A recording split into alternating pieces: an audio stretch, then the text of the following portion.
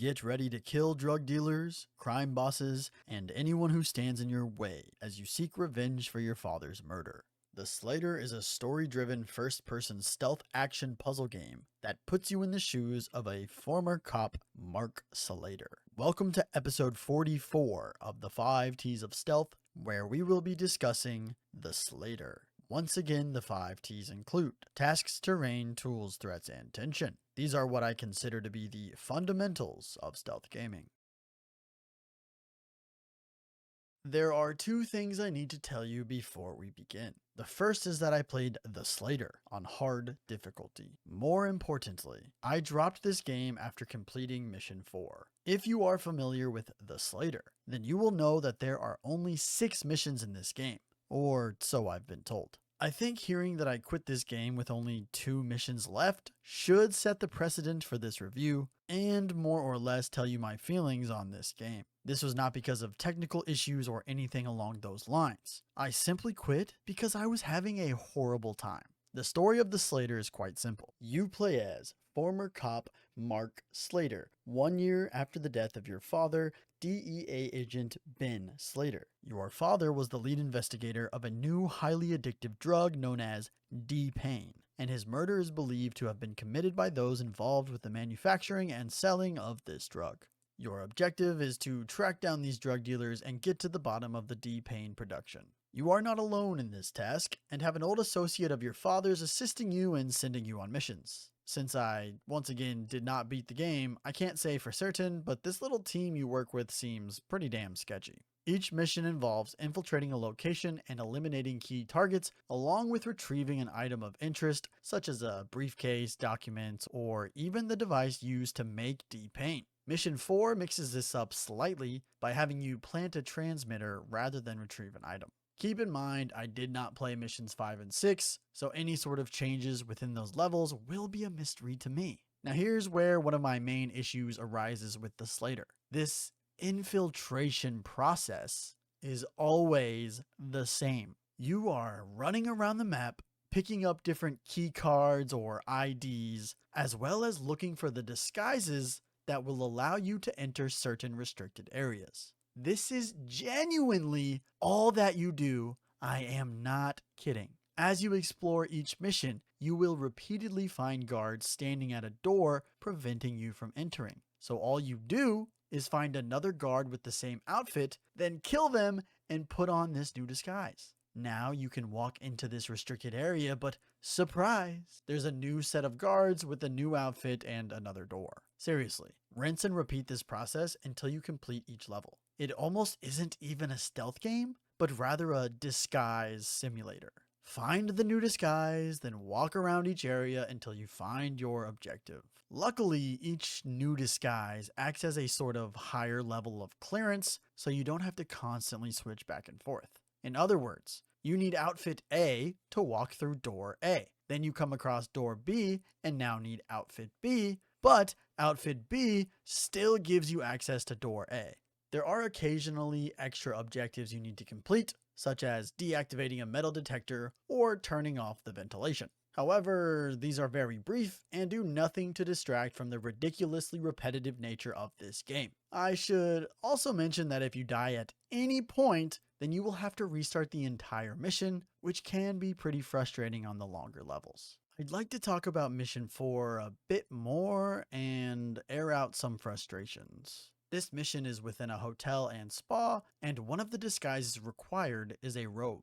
The guards will not let you into the spa without a robe. This is all well and good, until I'm running around the spa and approach a table with 2 guys sitting at it. When I arrive at the table, I immediately realize one of the men is sitting there with his legs spread and his cock out. I was not prepared to see a dude's dick. It's not even that all the men had their dicks out. Most of them were wearing some form of boxers or underwear, but this one dude was just free balling. In the same area, after killing a guy, I was trying to pick up his body to hide, but misclicked and stole his disguise. Now, I've got a dead man on the floor, once again, with his cock out.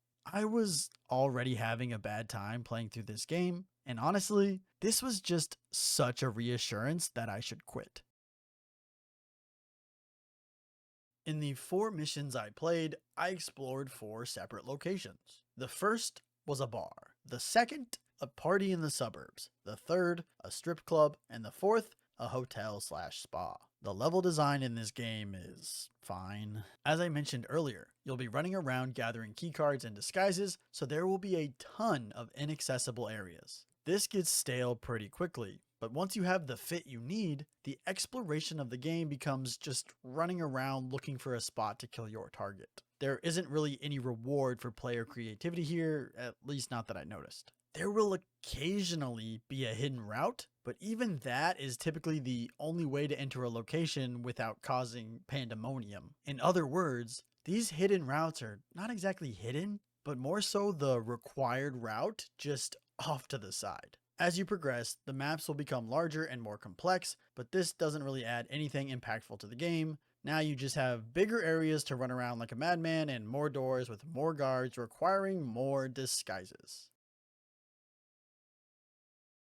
Well, I've mentioned it repeatedly now, so let me start by saying you can wear a variety of disguises. To find a new disguise, you need to kill someone wearing the outfit and take it off their body. The other option is to find the disguise hidden somewhere on the map, but on hard mode, these disguises appear very rarely. In fact, in my playtime, I only remember ever finding one and having to kill quite a bit for the rest. After you've eliminated an enemy, you can also choose to move the body, and there are several bins and closets to hide these bodies in. I found in most levels, the guy you need to kill will actually follow a path that has him briefly stop in front of an object you can hide a body in, which made doing so very simple. In other words, the game is basically telling you what to do. Let's talk inventory. You have a very limited arsenal and can switch between unarmed and a handgun. Naturally, you can shoot enemies with your handgun and also loot their bodies for more ammo. If you are unarmed, then you can simply choke out your enemies. In your inventory, there is a section for items which you will find around the map. This is where you will store all the different keycards and IDs that you find, as well as notes with keypad combinations.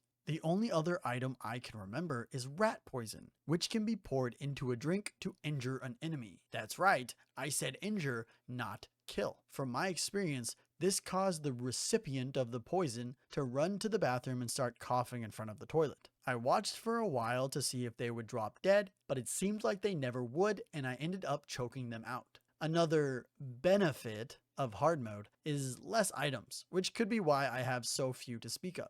General movement feels solid enough with access to a sprint, jump, crouch, and the ability to peek around corners. In terms of some of the basics, you can open and close doors, as well as certain windows and climb ladders. There are some additional options such as viewing surveillance cameras or sabotaging them and breaking utility boxes to knock out the lights. The map system might just be the most impressive part of this entire game. When you open your map, it will show every single person and indicate whether they are a civilian, an enemy, or your target. While the levels become larger and more annoying to traverse around, this map system makes it that much more bearable.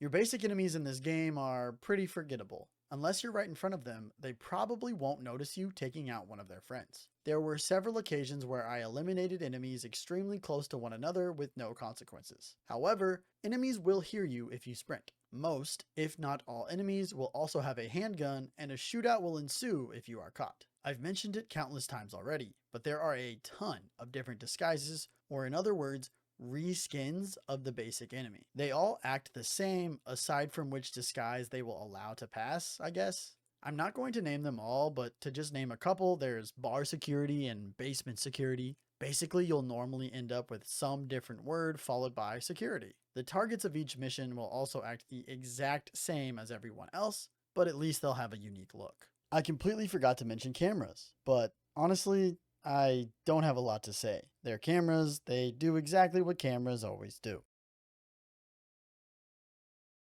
I would argue there is no tension whatsoever in this game. Maybe that's a bit extreme, but this game feels more like a treasure hunt than a stealth game about killing drug dealers. The game loop becomes get stopped at a door by some guards, find the same disguise as what those guards are wearing, then enter the area. Rinse and repeat constantly until you've found and eliminated all your targets, then just walk out. Seriously, there's no stealth, it's just changing outfits. I'm all for disguises in a stealth game. I truly have no problem with it. However, when it's the entirety of your game, you lose me. You lose me big time. Then, to top it all off, you put a dick in my face. Yeah, at that point, I'm definitely done. I also want to mention one instance of a hilarious technical issue. I was opening a door and it slightly started to move, but at the same time, an NPC was coming through the opposite direction and he opened the door, which sent it back at me. Somehow, this launched me into the wall and I was stuck. It was